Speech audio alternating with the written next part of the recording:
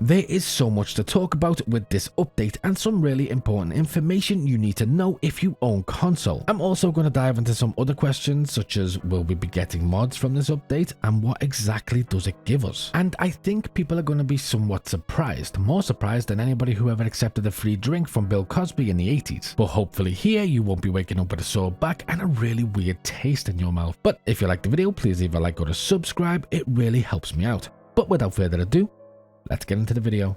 They do not sound like they're having a good time in there. Okay, so let's start with a few important things that they have confirmed themselves. So, first of all, the Xbox version is coming first, but the PlayStation version is planned. There's no exact time frame on this, but I imagine it will be a few months after they've worked out the kinks with the Xbox version, so it shouldn't be too long. And they will likely be exactly the same. So when I mention Xbox in this video, if you're a PlayStation player, just imagine I'm saying PlayStation as well, because it really applies to PlayStation too. So, first of all, they've confirmed that Xbox One players will still be able to play DayZ, and both Xbox One and Series X and S players will continue to play together on the same servers. The upgrade will be free for all existing owners, including those who access the game through Xbox Game Pass. The native version will be delivered via an update when the stable version of 129 releases, and no separate application will be required, meaning it'll just essentially be an upgrade. You don't have to re-download the game. DayZ will also support Xbox Play Anywhere, meaning ownership carries across supported Xbox platforms. Players carrying handheld support devices will still be able to play. But let's move on to the bigger changes and what it's actually going to bring to us as a player. So this update marks a structural change for DayZ on Xbox rather than an immediate gameplay one. Until now, DayZ on Xbox Series X and Series S has been running through backwards compatibility, meaning it was still effectively an Xbox One version operating on newer hardware. With update 129, DayZ becomes a native application for Xbox Series X and S, while Xbox One continues on its own separate build. This distinction matters far more for the future than it does on day one, and here's why. So the first real benefit, and the one that's the most important for so many people, is the fact that it removes a hard technical ceiling that backwards compatibility imposes. When a game runs through compatibility layers, it is usually restricted in how it can use CPU threading, how memory is accessed, how fast storage input and output can be utilized, and how deeply the engine can be optimized for the hardware itself. A native build does not automatically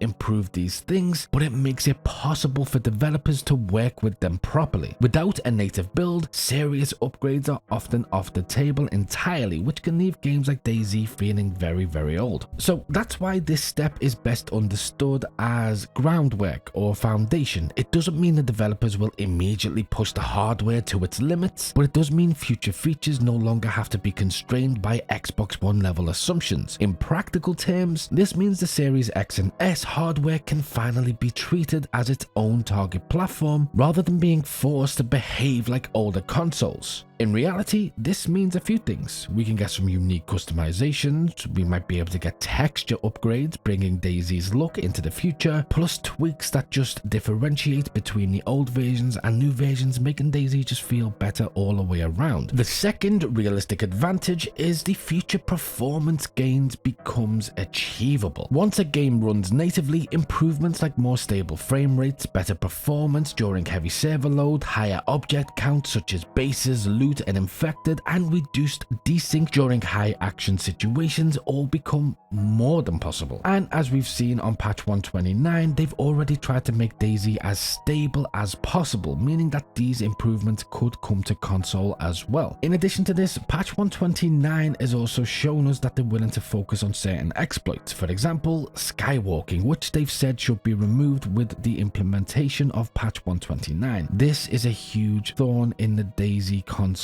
port, but these improvements to the native version can make things like that much more simple to fix and potentially even quicker. But none of these things here could be safely attempted on a backwards compatibility build. When a game is already running at the edge of what the older console can handle, even small increases in simulation complexity can cause major issues. The native build removes that restriction for Series X and S, allowing optimization work to happen later without automatically risking the Xbox One version. The third major change is that Xbox One no longer blocks progress on the Series X. So by splitting the builds, Xbox One can retain a stable, capped experience, while the Series X and S can slowly diverge over time. This mirrors how PC gaming has always worked, where minimum specifications define what features are available. We've always had the same problem, which is basically the lowest performing hardware effectively sets the ceiling for everybody else. So even if you don't have a PS4, even if you don't have an Xbox One, you're still essentially playing a game that is capable of playing only on that console. This update removes that structural bottleneck. It's also worth noting what this signals for the long-term future of DayZ on console. Creating and maintaining multiple builds is not something studios usually do for games that are being quietly wound down. This move strongly suggests that DayZ is here to stay for a very long time. It also means that DayZ is not just in maintenance only mode on console, and that multiple version support is being planned rather than eventual shutdown, which also opens the possibility for way more updates in the future, including bigger ones such as maps and maybe even additional vehicles or new cosmetics. Basically, there's so much that can happen, and they've shown that they are willing to invest in the game. In the short term, however, expectations should be kept low. From update 129 through the next patches, there will likely be no visible improvements for most players, especially considering they are working on Badlands. Performance, visuals, and gameplay will probably feel the same at first. There may also be teething issues such as bugs, crashes, or server quirks, simply because this is a significant technical change behind the scenes. Server owners, for example, may need to make adjustments, and this phase may feel underwhelming to players expecting immediate gains. In the medium term, however, measured in months rather than weeks, small improvements may begin to appear. These are usually subtle rather than dramatic. Players might notice slightly better frame rate stability, marginally faster loading, or reduced hitching in dense areas like cities or large player-built bases. These changes tend to arrive incrementally, often alongside routine patches rather than as a single next-gen upgrade moment. And I think this is where the update is going to struggle a lot, because people will be expecting immediate improvements, and that's just not going to be the case. But what about mods? I've heard people ask if this is going to improve the ability to get mods, if it's going to bring mods, and what the possibility is of us actually seeing them with this exact patch and this conversion to native. In my personal opinion, I don't think it has any impact on mods at all, which I know sucks to hear, but look, here's the thing. Mods are not really being held back by DayZ themselves. It's something to do with Sony and a little bit to do with Xbox. Xbox mods are not the same as PC mods, so even if we get mods, it will be like a mod light version, and PlayStation are very fickle with certain things, so even if there is a native version put onto PlayStation and Xbox, the likelihood of us getting mods from this specific update I don't think is very high. However, I still think it will come in the future. I just don't necessarily think this is the reason they will come. But if you want more DayZ content, then click here, or for something else, click here. And as always,